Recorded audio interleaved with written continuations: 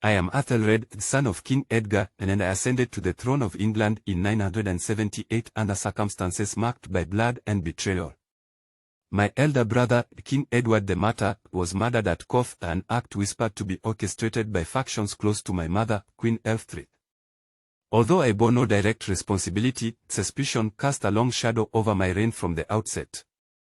At the time of my coronation, I was young, inexperienced, and unprepared to face the weighty responsibilities of a divided kingdom. The early years were calm, but unrest simmered beneath the surface. Soon, the Danes, our age-old adversaries, renewed their raids on English shores. By the 980s, their attacks became more frequent, leaving trails of destruction in their wake. Faced with this growing threat, I chose a course that history would deem unwise. Rather than rallying a stronger army or defending our lands with force, I turned to the Danegeld, a tax-funded tribute to appease the Danes and purchase fleeting peace. These payments, though costly to my people, only emboldened the invaders to return with even greater demands.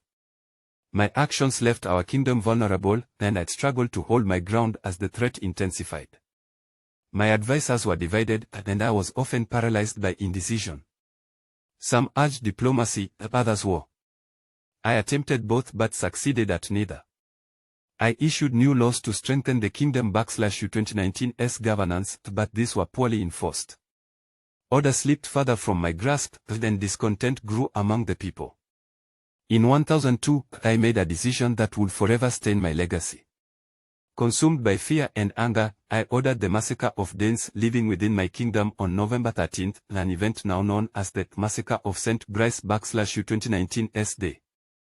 What I intended as a decisive blow against our enemies only fueled their wrath. Svein Forkbeard, King of Denmark, swore vengeance. He launched invasions of unmatched ferocity, burning our cities, devastating our lands, and plunging England into chaos. As the years passed, my authority dwindled. My inability to repel the invaders fractured alliances among the Anglo-Saxon lords, who began scheming against me. Taxes soared to fund endless campaigns, leaving the populace impoverished and resentful. My court became a hotbed of conspiracy, and betrayal seemed to lurk around every corner. In 1013, the inevitable occurred. Svein Forkbeard invaded with a powerful army, overwhelming our defenses and claiming the English throne.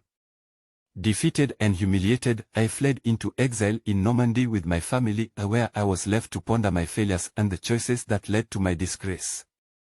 Some label me as poorly advised, others as ill-fated. Perhaps it was both. I carried the burden of a fractured kingdom, yet I lacked the means or vision to unite it.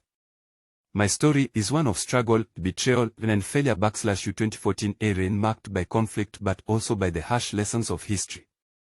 If nothing else, I hope my failures serve as a cautionary tale for those who would wear the crown after me.